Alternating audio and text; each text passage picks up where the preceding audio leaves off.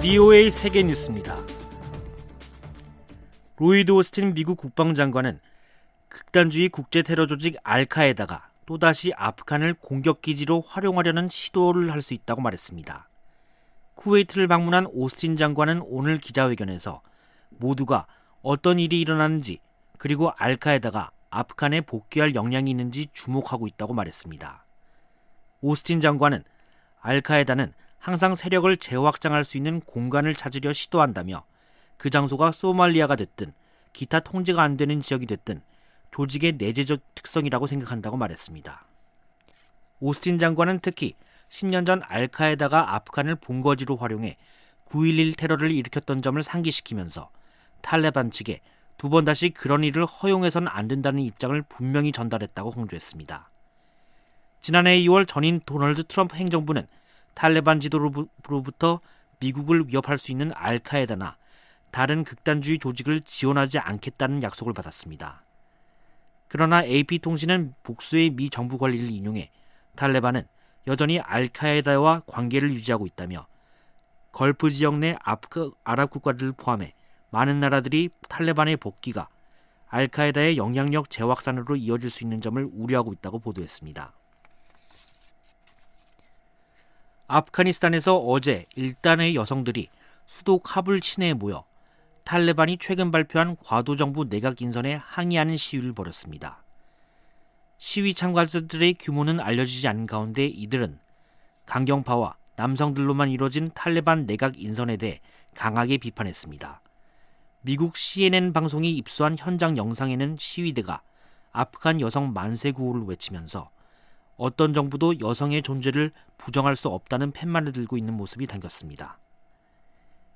일부 시위대는 최근 탈레반이 살해한 임산부 여성 경찰관의 사진을 들고 여성 인권 유린 실태를 비판하기도 했습니다. 탈레반은 채찍과 몽둥이 등을 사용해 시위를 진압했습니다. CNN은 이날 현장을 취재하던 외국 취재진 일부가 두들겨 맞고 연행됐다며 복수의 목격자의 말을 인용해 보도했습니다. 무장한 탈레반 대원들은 시위대를 해산하기 위해 공중에 소총과 기관총 수십 발을 발사하기도 했습니다.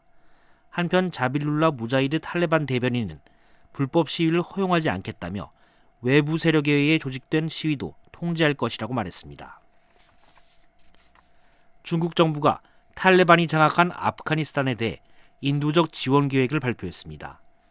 화춘잉 중국 외교부 대변인은 어제 기자회견에서 아프가니스탄에 3,100만 달러 상당의 식량과 방한 장비, 백신과 약품을 제공할 것이라고 말했습니다.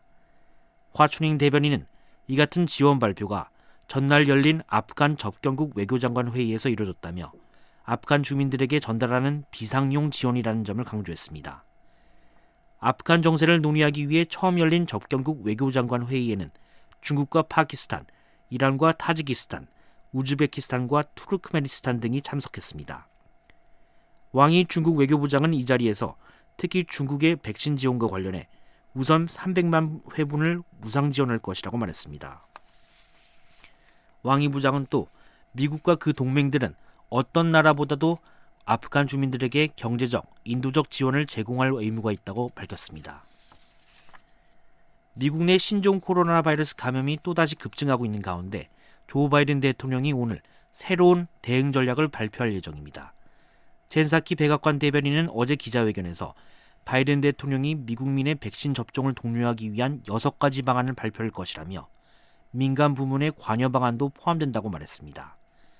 바이든 대통령의 이번 발표는 코로나 백신을 접종하지 않는 미국민들 사이에서 확진자가 속출하고 있는 가운데 이루어지는 겁니다.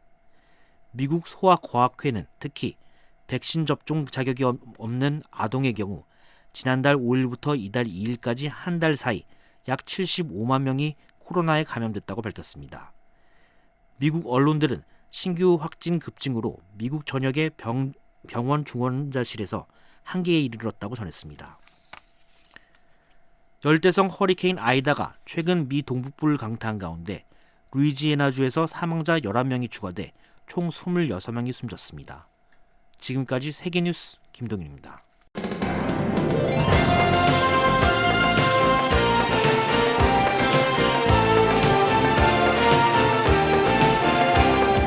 생방송. 여기는 워싱턴입니다.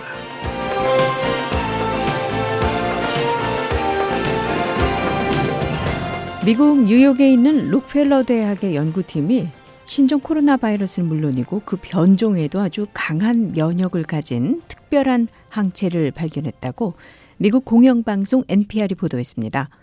연구팀은 이 강력한 항체 이름을 초인적 면역, 하이브리드 면역, 혼합 면역, 방탄 면역이라고도 부르는데요. 항체의 양도 많고 현재 주종이 된 델타 변이 등 변이 바이러스도 아주 강하게 무력화시키는 힘을 가졌다고 분석했습니다. 이번 연구는 지난해 신종 코로나 바이러스에 감염됐다가 올해 화이자와 모더나 등 mRNA 계열의 백신을 맞은 사람들을 대상으로 했습니다. 이들이 가진 항체는 매우 강력해서 현재 위협이 되고 있는 변이 바이러스뿐 아니라 2000년대 초에 유행했던 이 사스 바이러스도 이겨낼 수 있었답니다. 코로나 바이러스에 노출되고 또 특정 백신까지 맞으면 매우 강력한 면역 반응을 일으킨다는 가설을 뒷받침하는 결과인데요. 지난달 한 의학 학술지에 이 연구 내용이 실렸고요. 지금 과학계에서 진행하고 있는 앞으로 생겨날 수 있는 모든 변이 바이러스로부터 보호받을 수 있는 효과적인 백신을 찾는 연구의 일환이었습니다. 공영방송 NPR은 또 다른 면역학자의 인터뷰를 실었습니다. 바이러스에 감염된 뒤 백신을 맞은 사람들의 항체 반응이 더 빠르고 그 폭이 넓겠지만 감염 없이 2차례 백신 접종을 마친 경우에도 항체에 변화가 생긴다는 사실, 또 이후 추가 접종을 진행한다면 더 효과가 있을 것이라는 전망을 전했습니다. 생방송 여기는 워싱턴입니다. 저는 도성민이고요. 생생하고 정확한 미국 소식, 세계 소식 전해드립니다. 지구촌 오늘 아메리카나우에 이어서 시사상식 ABC 오늘의 시사용어는 최근 미국 주식시장에서 화제인 밈 주식에 관해서 알아보고요. 주간 프로그램 인물 아메리카에서는 추상표현주의라는 미술 형식으로 서양 미술사의 새 장을 연 화가 잭슨 폴락을 소개해드립니다.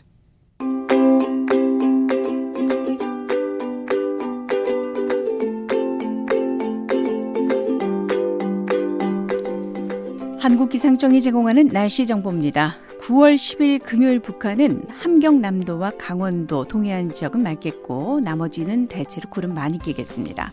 평안 북도는 오전부터, 자강도와 삼전은 오후에 가끔 비가 내리겠고 비의 양은 5에서 20mm 정도를 예상합니다. 아침 저녁 기온이 크게 떨어지고 있습니다. 금요일 아침 삼지연과 장진, 해산의 기온이 9도로 가장 낮고요. 함경 남북도는 16도에서 17도, 평양과 황해도 대부분 지역은 18도, 해주, 신의주, 남포, 강원도 장전이 19도로 아침을 시작합니다. 비가 내리는 평안 북도와 자강도는 낮에도 25도 안팎입니다. 평양은 27도, 사리원의 28도가 금요일 낮 가장 높은 기온으로 예상됩니다. 동해상 대체로 맑겠고 오후에 먼바다 쪽 구름 많습니다. 서해는 구름 많고 가끔 비 내리고 먼바다 쪽만 오후에 맑아집니다.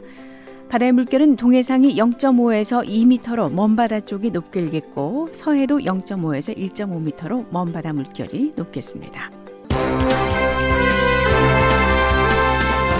살아있는 뉴스, 손에 잡히는 뉴스,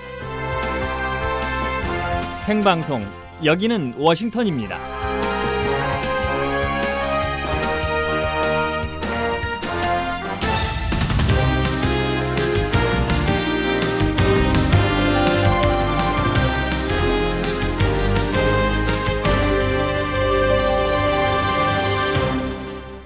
세계 여러 나라의 주요 소식 전해드리는 지구촌 오늘 순서입니다. 지금 이 시각 세계에는 어떤 일들이 일어나고 있을까요?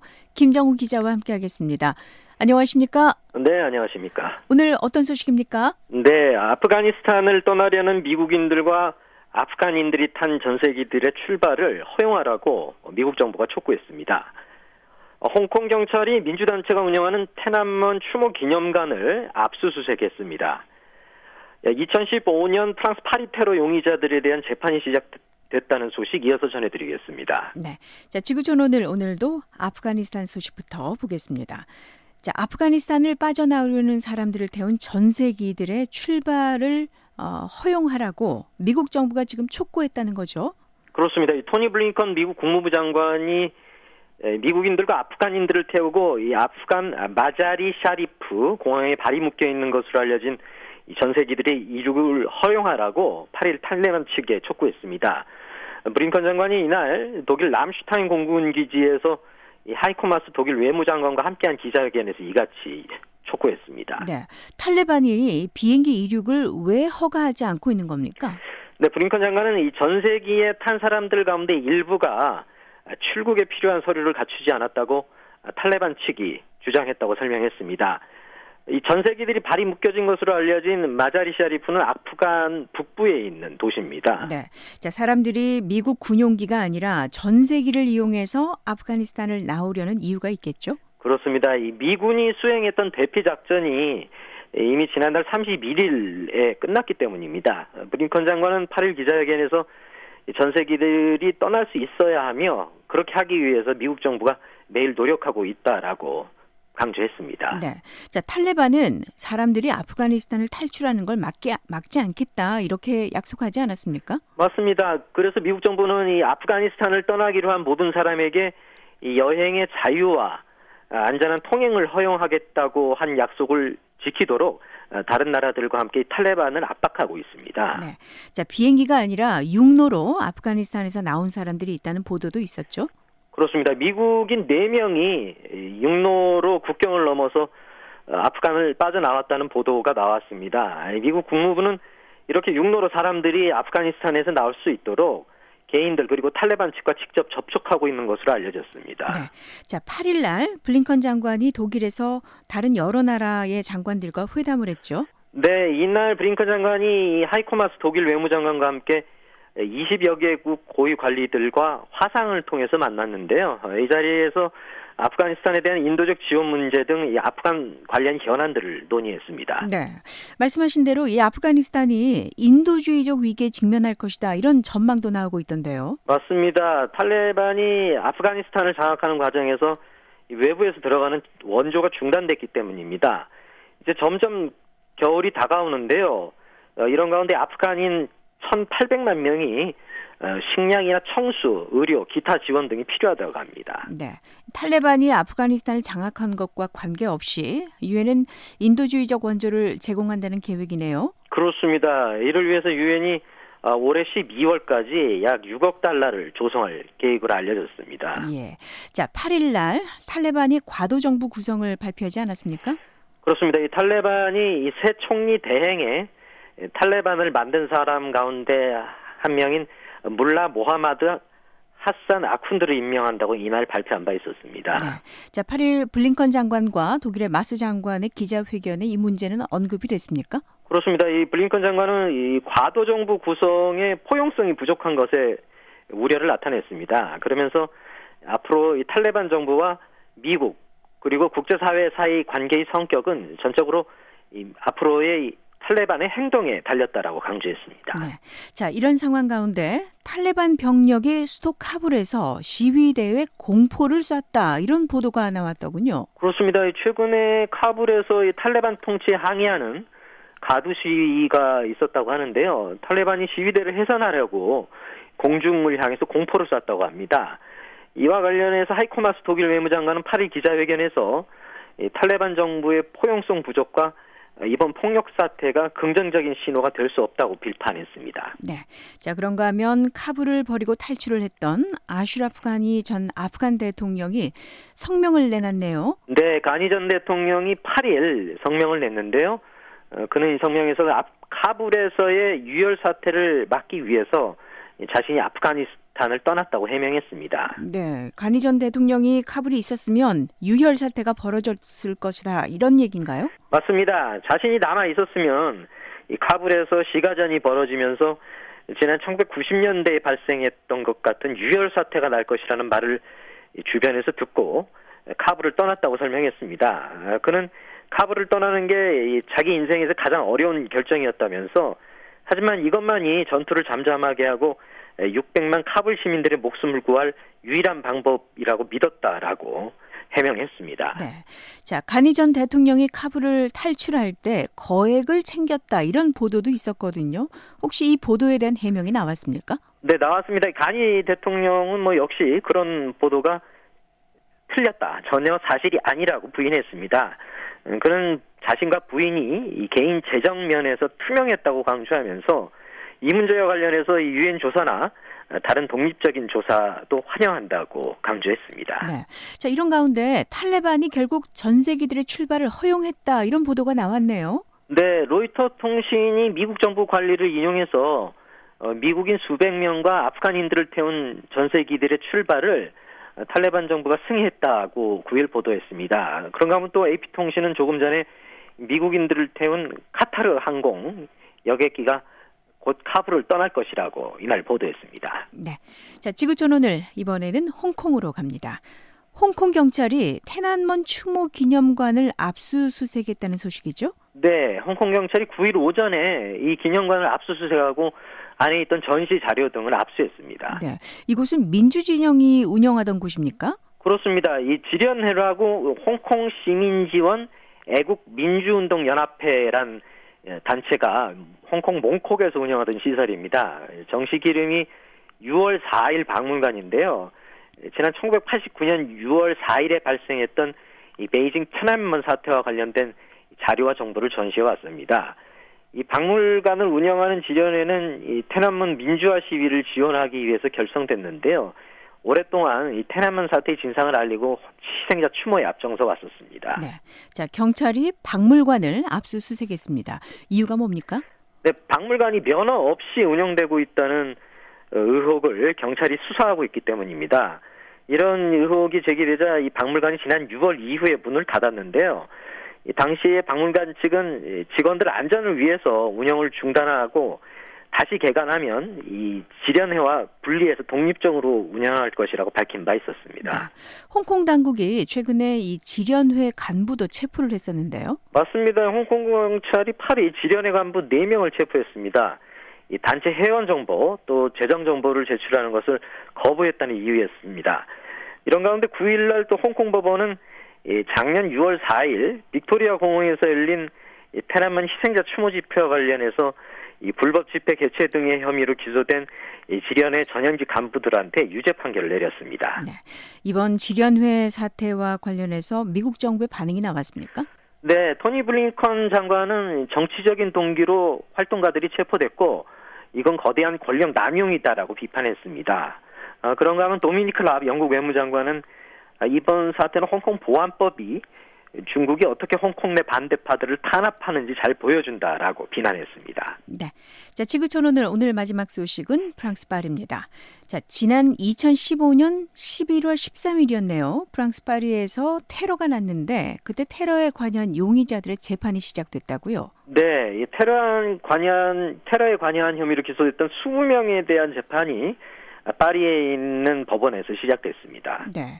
당시 테러로 사상자가 많이 나왔죠? 그렇습니다. 당시에 테러부자들이 파리 국립경기장과 시내에 있는 6군데의 식당과 술집 그리고 바타클란 극장을 폭탄과 총기로 공격했는데요. 이 과정에서 무려 130명이 사망하고 적어도 490명이 다쳤습니다. 그런데 이 사망자 가운데 90명이 바타클란 극장에서 나왔습니다. 네. 그때 테러에 가담했던 자들은 모두 체포가 됐습니까? 네, 현장에서 직접 공격에 가담한 사람 가운데 1명만 체포됐고요. 나머지는 모두 사망했습니다. 이 생존자 외에 체포된 뒤에 재판에 넘겨진 사람들은 테러 분자들에게 자금이나 총, 차량을 제공하거나 테러를 사주한 혐의를 받고 있습니다. 이날 재판에는 용의자 20명 가운데 6명이 걸석 재판을 받았는데요. 그런데 이들은 대부분 사망한 것으로 추정됩니다. 네. 자, 테러 현장에서 유일하게 살아남은 사람이 있다고 하셨는데 누군가요? 네, 올해 31세로 프랑스계 모로코인인 살라 압데슬람입니다. 그는 테러 현장에서 도주했다가 이듬해, 그러니까 2016년 벨기에에서 체포됐는데요. 이 8일 법정에서 판사가 이름과 직업을 묻자 자신을 IS 전사라고 소개했습니다. 네. 자, 이슬람 순위파 무장 조직인 IS가 당시에 우리가 테러의 배후다 이렇게 자처를 했었죠? 맞습니다. IS는 자신들이 테러를 감행했다고 확인한 바 있습니다. IS는 당시 시리아와 이라크에서 자신들과 싸운 프랑스를 공격하라고 추종자들에게 촉구한 바 있었습니다. 네. 재판에 넘겨진 사람만 20명이라면 아주 큰 규모의 재판이 되겠네요. 맞습니다. 변호사만 330명이고요. 또 피해자 300명이 재판에 참여합니다.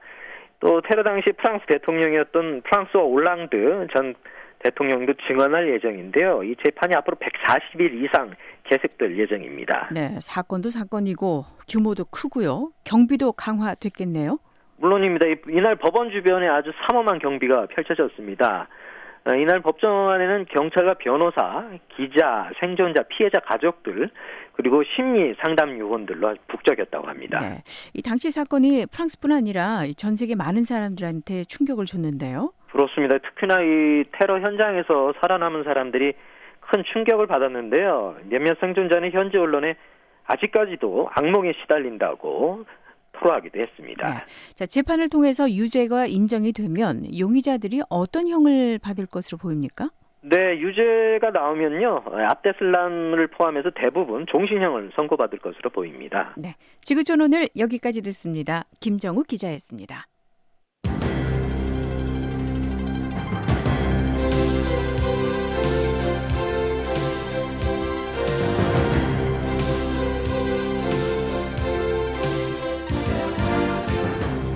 생방송 여기는 워싱턴입니다. 이번에는 생생한 미국 뉴스 전해드리는 아메리카나우 순서입니다. 김현숙 기자와 함께하겠습니다. 어서 오십시오.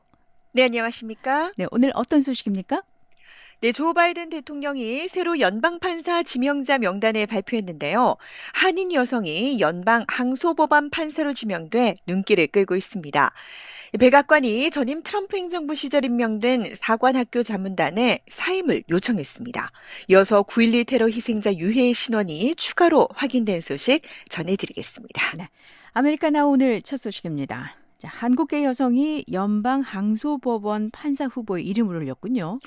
네, 백악관이 8일 총 8명의 연방판사 지명자를 발표했는데요. 한국계 여성이 항소법원 판사 지명자로 포함돼 화제가 되고 있습니다. 자, 그 주인공은 루시 고 캘리포니아 북부 연방지법 판사인데요. 백악관은 고 판사 지명 소식을 전하면서 제9 연방항소법원 판사로서 재직할 첫 번째 한국계 미국 여성이자 두 번째 아시아 태평양계 여성이라고 소개했습니다. 예, 제9 연방 항소법원이라면 미국에서도 상당히 큰 법원이죠? 그렇습니다. 제9항소법원은 미국 내 13개 연방항소법원 가운데 가장 큰 규모로 총 29명의 연방판사가 소속돼 활동하고 있는데요. 캘리포니아와 워싱턴, 애리조나, 하와이 등 미서부 지역과 알래스카를 포함하는 방대한 지역을 관할합니다. 네, 자, 후보에 오른 고 지명자 어떤 이력을 갖추고 있는지 살펴볼까요? 예, 고 지명자는 올해 53살로 워싱턴 DC에서 태어났고요. 하버드 대학 학부와 법률대학원을 졸업했습니다. 자, 그리고 1993년 상원 법사위원회에서 일하며 법조인으로서 경력을 쌓기 시작했는데요. 연방 법무부에서 7년간 일을 하기도 했습니다. 또 로펌이라고 하는 민간 법률 회사에서도 근무를 했습니다. 자, 그러다가 2008년 캘리포니아주 고등법원 판사를 거쳐서 2010년에 바락 오바마 전 대통령이 고 지명자를 캘리포니아 북부 연방지법 판사에 지명하면서 한국계 최초의 미 연방지법 판사라는 기록을 세우기도 했습니다. 네, 그리고 이어서 이제 또 항소법원 판사로 지명이 된 거네요. 맞습니다. 사실 고 판사가 항소법원 판사로 지명된 게 이번이 처음은 아닙니다. 지난 2016년 오바마 전 대통령이 고 판사를 같은 제9 항소법원 판사로 지명을 했었는데요. 하지만 당시 공화당이 주도한 상원에서 인준이 무산됐습니다. 연방 판사는 대통령의 지명을 받은 후에 상원의 인준을 받아야 합니다. 네, 자, 루시고 지명자 말고도 바이든 대통령이 지명한 후보들이 더 있다고 하셨죠? 예, 예, 백악관은 이번에 8명의 후보들을 공개하면서 후보들 모두 뛰어난 자질과 경력을 갖추고 있으며 헌법과 법에 의한 통치에 헌신적인 사람들이라고 소개했습니다. 그러면서 이번 지명자들은 법조계의 다양성을 반영하겠다는 대통령의 약속을 보여준다고 강조했는데요. 자, 첫 한국계 여성 항소법원 판사가 될 가능성이 있는 루시고 지명자 외에 3명의 중남미계 그리고 2명의 흑인 여성도 포함돼 있다고 밝혔습니다. 자, 다양성을 보여주는 후보들이 누구인지 볼까요? 예, 지명자들 가운데 고등법원 판사 지명자는 루시고 판사를 포함해 총 3명인데요. 모두 제구 항소법원 판사 후보들입니다. 자, 이 가운데 한 명인 홀리 토머스 로스앤젤레스 카운티 고등법원 판사가 흑인 여성인데요. 자, 만약 상원 인준 과정을 통과하면 제구 항소법원의 2번째 흑인 여성 판사가 됩니다. 자, 그리고 캘리포니아 중부 연방 지법 판사로 지명된 맘 에우시멘사 프림퐁 로스앤젤레스 항소법원 판사는 상원 인준을 받을 경우 캘리포니아 내 4개 연방 지법에서 활동 중인 유일한 흑인 여성 판사가 됩니다. 네. 자, 바이든 대통령이 연방 법관직을 지명한 게 이번이 처음은 아니죠? 예, 취임 후 7번째 내놓은 후보자 명단입니다. 자, 바이든 대통령이 취임했을 당시에 공석인 연방 법관은 100명이 넘었는데요. 지금까지 총 43명의 지명자가 발표됐습니다. 이 백악관은 바이든 대통령이 이 법원의 강화를 위해서 수십 년을 매진해온 만큼 공석인 자리를 다 채우기 위해 신속하게 움직일 것이라고 밝혔습니다. 네. 아메리카나우 다음 소식입니다. 지금 막 백악관이 신임 연방 법관 후보를 지명한 소식 전해드렸는데 이번에는 전임 행정부에서 임명한 인사들에 대해서는 사임을 요청했다는 소식 볼까요?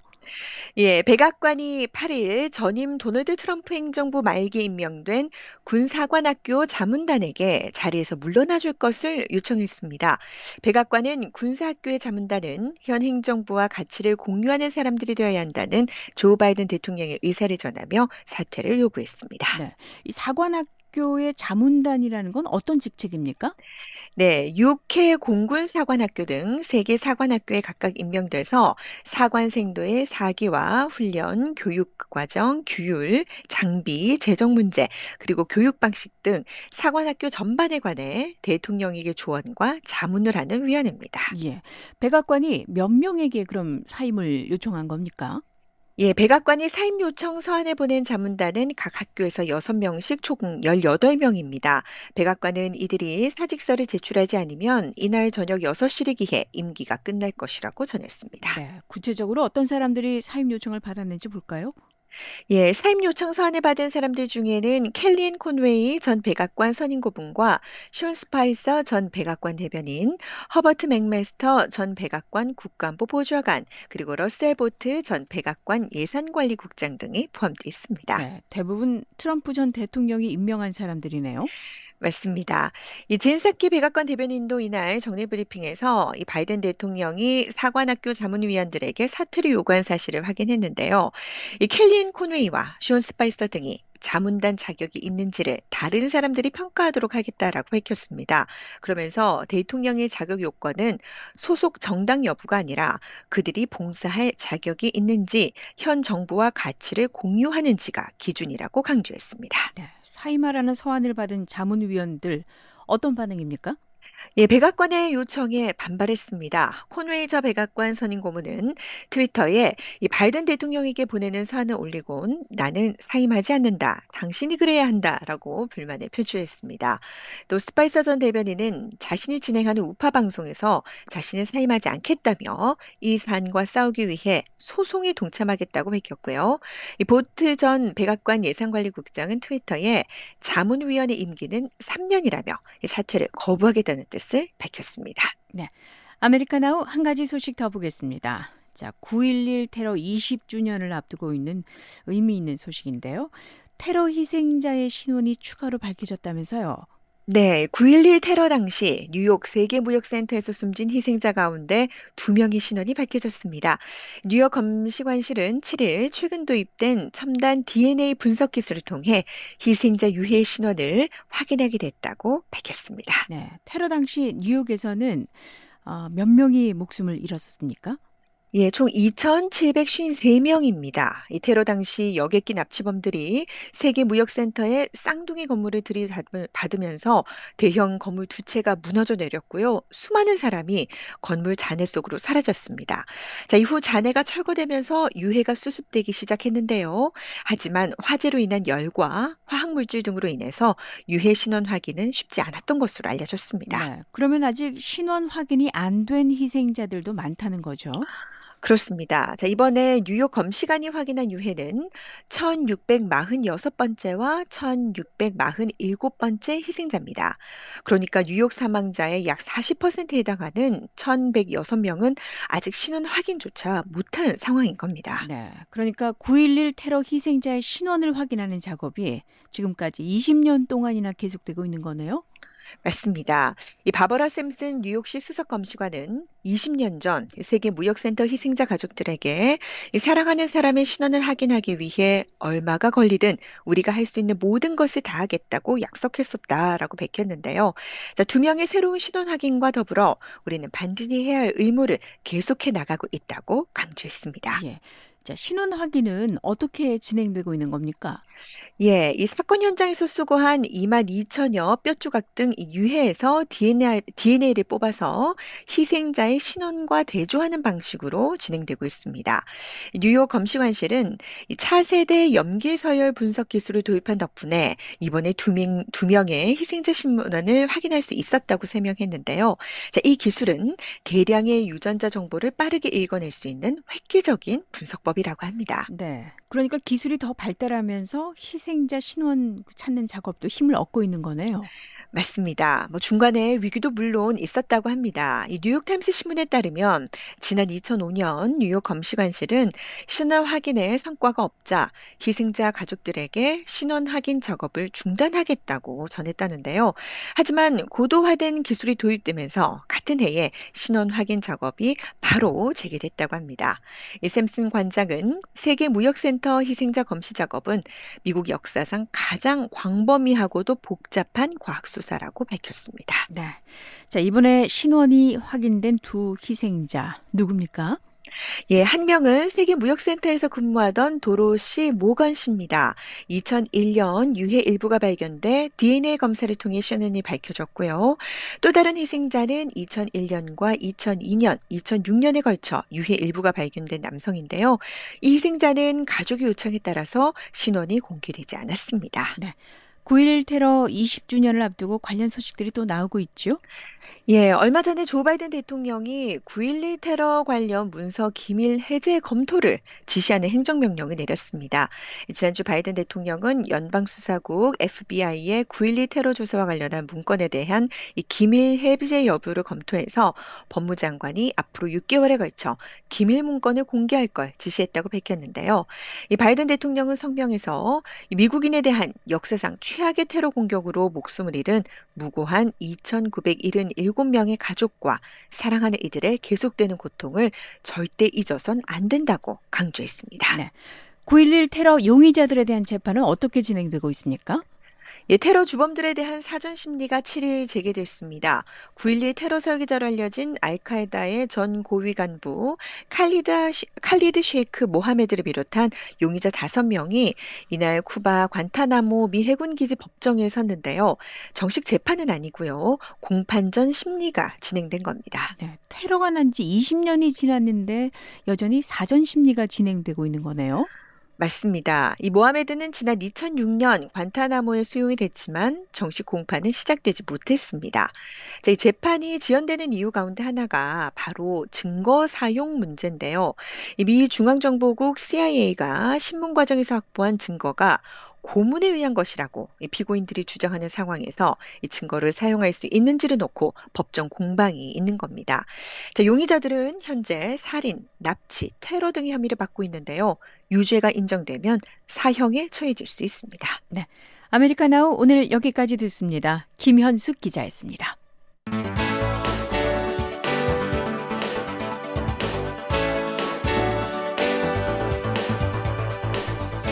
최근 미국 주식 시장에서 이른바 밈 주식이 화제입니다. 이들 밈 주식은 특히 개인 투자자들이 대거 매매하면서 주가가 폭등하거나 폭락하는 등 변동성이 매우 높은데요. 시사상식 ABC, 오늘은 밈 주식에 관해서 알아보겠습니다. 김정우 기자입니다.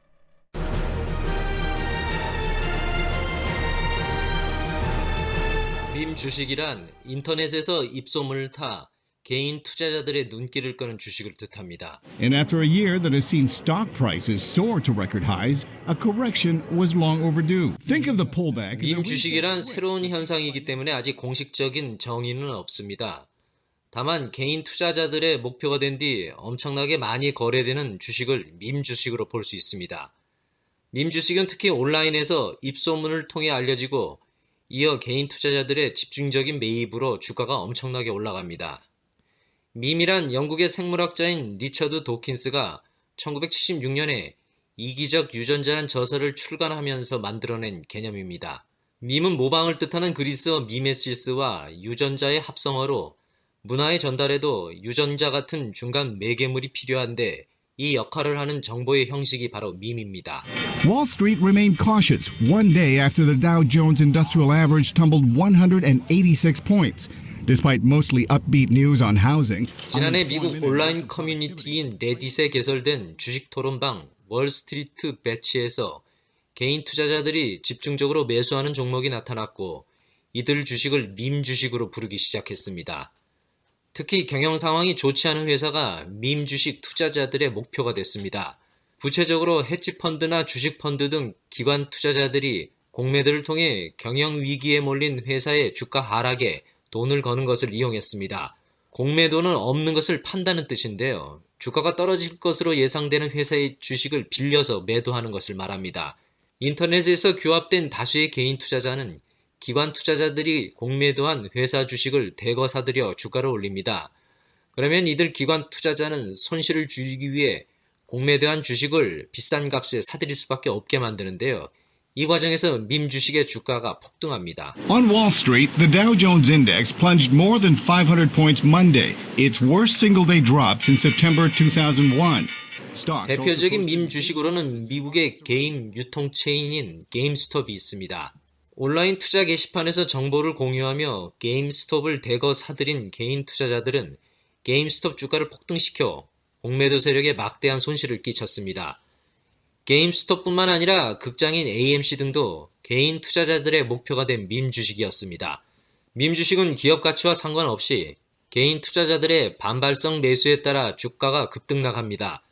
이른바 레딧주라 불리는 AMC, 게임스톱, 블랙베리, 배드 베스 앤드 비욘드, 마이크로비전 등은 하루에도 수십 %의 등락률을 보이기도 했습니다. 네, 시사상식 ABC 오늘은 밈 주식에 관해 알아봤습니다. 지금까지 김정우였습니다. 미국이 보입니다. 세상이 열립니다. 생방송, 여기는 워싱턴입니다.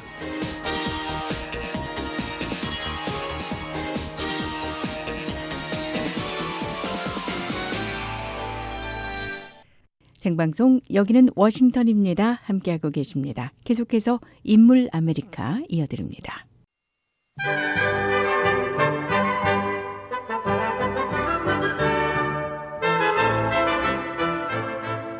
여러분 안녕하십니까? 여러 분야에서 미국 역사의 한 페이지를 장식했던 사람들의 이야기를 들어보는 인물 아메리카 시간입니다. 노시창입니다. 이은경입니다. 이 시간에는 추상 표현주의라는 미술 형식으로 서양 미술사의 새로운 장을 연 잭슨 폴락에 대해 알아보겠습니다. 미국 현대 미술의 정의를 재정립한 잭슨 폴락은 세계가 미술을 보는 방식을 바꿔놓은 그림을 그렸습니다. 20세기까지 대부분의 회화는 사실적인 것이었습니다. 즉 꽃이면 꽃같이, 사람이면 사람같이, 즉 그림의 주제가 무엇인지 알아볼 수 있게 그렸습니다. 그러나 20세기 전반 잭슨 폴락과 같은 화가들은 주제를 표현하는 전혀 다른 방식을 탐구하기 시작했습니다. 잭슨 폴락도 처음에는 사람이나 동물을 사실적으로 그렸습니다. 그러나 그는 이른바 추상화라는 완전히 다른 예술 운동을 창조했습니다.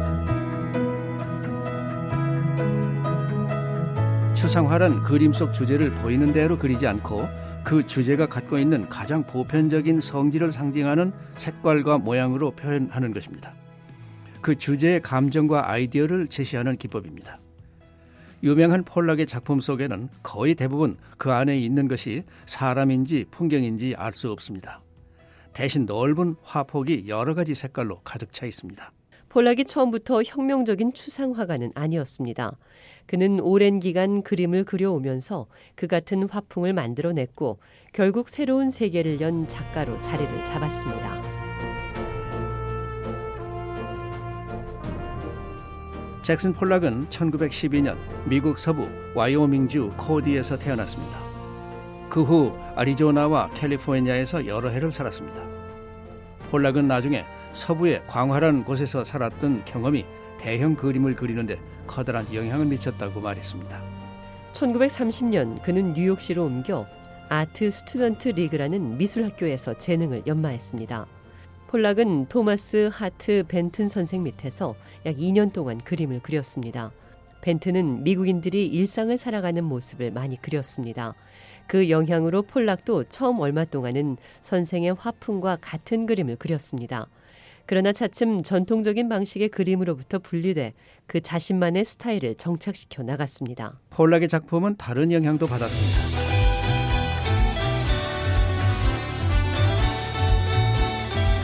그중 하나가 대형 벽화를 그리는 멕시코 화가들과의 교류였습니다. 이들 중 일부는 1930년대 미국 뉴욕에서 활동했기 때문에 폴락은 그들이 벽화 그리는 것을 직접 볼 수 있었습니다. 그리고 그들로부터 여러 가지 기법과 아이디어를 얻었습니다. 그들의 특징은 화면이 크다는 것, 물감을 자유롭게 쓴다는 것, 그리고 옛 것을 존중하고 새로운 전통을 만든다는 것 등이었습니다. 폴락은 스페인 작가 미로에게서도 영향을 받았습니다. 미로는 초현실주의파에 속하는 작가였습니다. 초현실주의는 무의식에 꿈을 꾸는 마음의 영역을 조종한다고 믿는 주의입니다. 폴락도 무의식적인 마음이 예술을 창조하는 데 지대한 영향을 미친다고 믿는 예술가들의 생각에 동의했습니다. 그는 또 20대 후반에 우울증, 알코올 중독 등에서 오는 정신적 고통을 겪었습니다. 결국 정신치료까지 받아야 했습니다. 치료를 받는 과정에서 알게 된 인간과 감정의 관계도 폴락에게 영향을 미쳤습니다. 1944년 폴락은 또 한 사람의 추상화가인 리 크레스너와 결혼했습니다. 그 다음에 이들 부부는 뉴욕주 롱아일랜드에 있는 작은 도시 이스트 햄튼으로 이주했습니다. 시골 분위기가 있는 이곳에서 이들은 자연을 즐기며 그림 그리기에 열중했습니다. 옆집에는 커다란 스튜디오를 짓고 그림을 그렸습니다. 폴락이 유명해진 것은 여기서 만들어진 작품들로부터였습니다. 이 기간 동안 폴락은 완전히 새로운 방식으로 그림을 그렸습니다. 몸을 많이 움직이는 작업이었습니다. 그래서 때로는 행동으로 그린다라는 뜻으로 액션 페인팅이라는 말로도 불리웠습니다. 대부분의 화가들은 화판을 앞에 세워놓고 그리기도 하고 데스크에 올려놓고 그리기도 합니다. 그러나 폴락은 대형 캔버스를 방 바닥에 펼쳐놓고 화폭의 사방을 돌아다니며 색깔을 입힙니다. 액체 물감을 캔버스에 붓기도 하고 뿌리기도 합니다. 이처럼 물감을 떨어뜨리는 비법은 그의 작품을 매우 강렬하게 느끼게 합니다. 그의 그림은 휘어진 선, 모양, 색깔이 뒤엉켜 있습니다.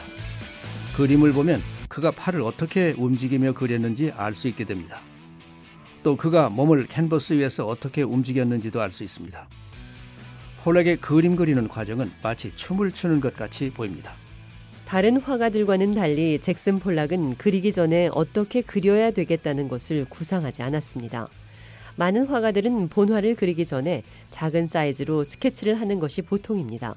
그러나 폴락은 빈 캔버스에 물감을 직접 칠하는 방식을 썼습니다. 그는 즉흥적인 사고와 감정을 그림으로 표현했습니다. 폴락은 가장 맞는 색상과 선을 조화시켜 작품을 완성했습니다. 그의 작품이 함부로 만들어진 것이라는 생각을 할 수도 있지만 실제로는 매우 신중한 조정을 거쳐서 완성됩니다. 잭슨 폴락은 1999년 영국 BBC 방송 제작 영화에서 자신의 기법에 대해 이렇게 설명했습니다. Sometimes I use a brush, but often prefer using a stick. Sometimes I pour the paint straight out of the 가끔씩 can. 붓을 사용하기는 합니다. 그러나 자주 쓰는 것은 막대입니다. 어떤 때는 물감을 캔버스에 그냥 붓기도 하죠. 물감을 흘리며 떨어뜨리기도 합니다. 색상을 입히는 과정은 필요에 따라서 자연적으로 이루어집니다. 나는 그림의 주제를 그 장면대로 표현하기보다는 느낌을 표현하려고 하죠.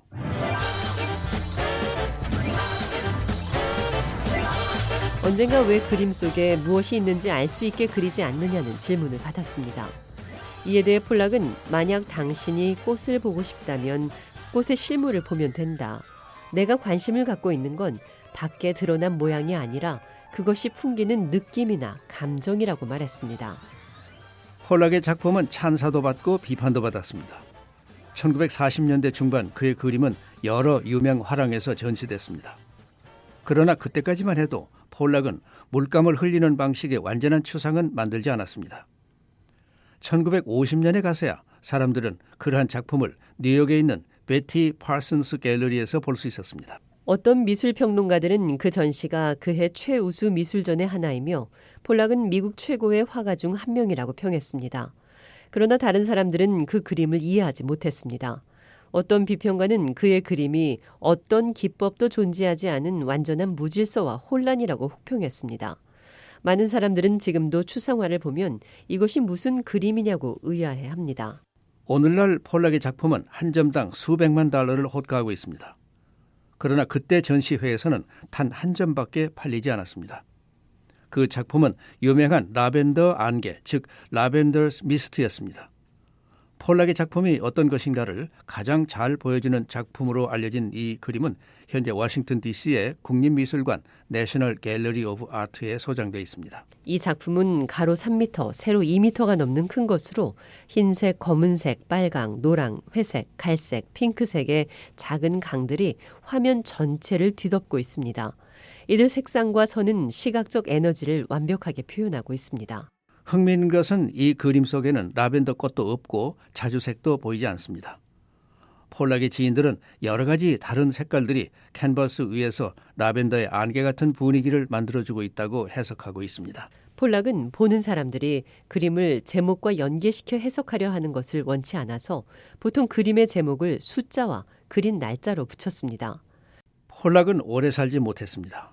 그는 1956년에 자동차 사고로 44세를 일기로 생을 마감했습니다. 잭슨 폴락이 부인 리 크라스너와 함께 살던 뉴욕주 이스트 햄턴에 있는 그의 집은 현재 박물관이 됐습니다. 이곳에는 그가 살던 방과 함께 커다란 화실이 보존돼 있습니다. 화실 바닥에는 여러 해 동안 그가 물감을 쏟아부은 자국들이 그대로 남아 있습니다. 바닥이 그대로 하나의 작품처럼 보입니다. 전문가들은 이 박물관이 하나의 미국 문화재라고 말합니다. 이것이야말로 추상화라는 새로운 미술을 세상에 소개한 곳이기 때문입니다. 폴락은 전통적인 규칙을 깨뜨리고 새로운 세상을 제시한 미국 현대 미술의 창조자였습니다. 1, 2차 세계대전 전까지만 해도 미국의 미술은 유럽 미술의 한 부류에 불과했습니다. 잭슨 폴락을 시작으로 미국이 서양 미술의 중심지로 떠오르게 됐다는 점에서 그는 분명 중요한 역사의 한 페이지를 장식한 화가였습니다. 인물 아메리카. 이 시간에는 추상 표현주의라는 미술 형식으로 서양 미술사의 새로운 장을 연 잭슨 폴락에 대해 알아봤습니다.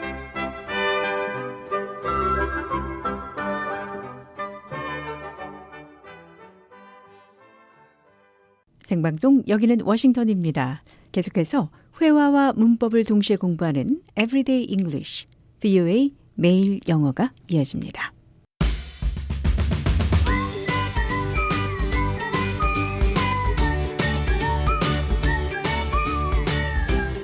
안녕하세요.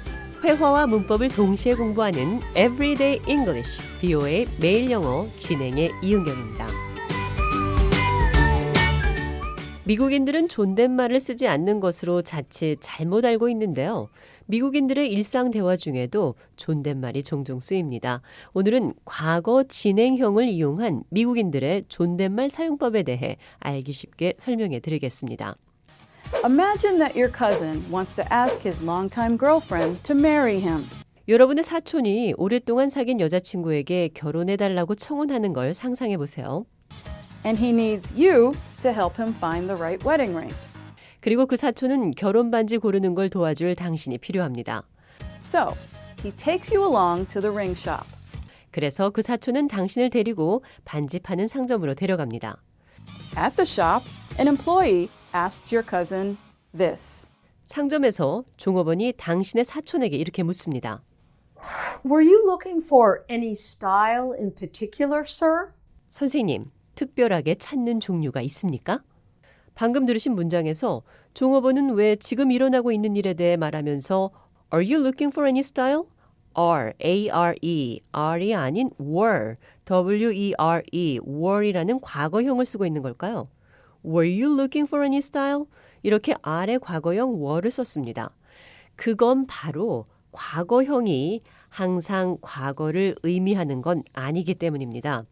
영어에서는 종종 현재 또는 미래를 이야기할 때도 몇몇 이유로 과거형을 사용하곤 하는데요. 그 가운데 하나가 바로 예절 바른 표현을 하고 싶을 때, 즉 존댓말을 할 때입니다. 영어에서 존댓말은 일반적으로 일상 언어보다 덜 직접적입니다. 그래서 존댓말에 있어 덜 직접적으로 들리도록 때로는 과거 동사 형태를 사용하곤 합니다. 반지 가게 종업원은 예의를 나타내기 위해 과거 진행형을 썼습니다. Were you looking for any style in particular, sir? 선생님, 특별하게 찾는 종류가 있습니까? 이번에는 다른 상황 한번 살펴보도록 하죠. Suppose you had trouble with your computer and took it to a shop for repairs. 여러분의 컴퓨터에 문제가 생겨서 수리점에 가져갔다고 가정해보죠. A few days later, you call the shop to see if it's ready. 며칠 뒤 당신은 다 됐는지 상점에 전화를 겁니다. 다음 문장 가운데 어떤 게 더 예의 있게 들릴까요? Hi, is my computer ready yet? Hi, I was wondering if my computer was ready yet. 두 번째 과거 진행형을 쓴 문장이 더 예의가 있습니다. 첫 번째 문장은 더 직접적이고 듣는 사람에게 무례하게 들리는 실수가 될 수 있습니다. Hi, is my computer ready yet? 안녕하세요. 제 컴퓨터 준비됐나요? Hi, I was wondering if my computer was ready yet. 안녕하세요. 제 컴퓨터가 준비됐는지 궁금합니다. 그럼 끝으로 가게에서 직원이 특별히 찾고 계신 종류가 있나요? 이런 질문을 4가지 다른 문장으로 들어보도록 하겠습니다. Are you looking for any style in particular? Were you looking for any style in particular?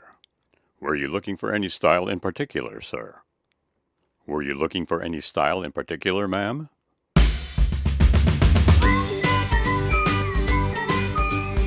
Everyday English, BO의 매일 영어. 오늘은 과거 진행형을 이용해 예의 바른 표현을 할 수 있다는 것 알아봤습니다.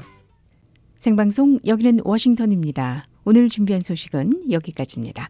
계속해서 세계 뉴스와 워싱턴 뉴스 광장이 이어집니다. 진행의 도성민이었습니다. 함께해 주신 여러분 고맙습니다.